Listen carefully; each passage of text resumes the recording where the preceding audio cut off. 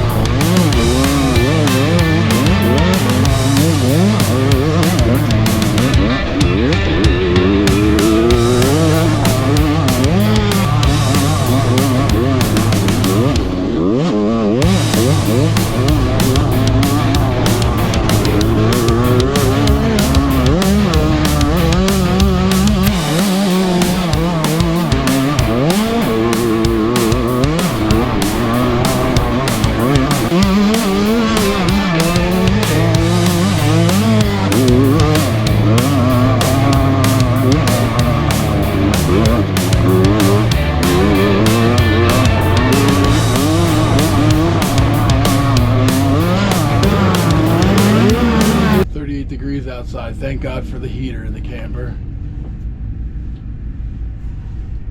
We were just outside for 20 minutes and we are freezing. We're in a freezing cold. Alright, again, if I called your name, you need to report to registration with your first race of the year, rock and roll.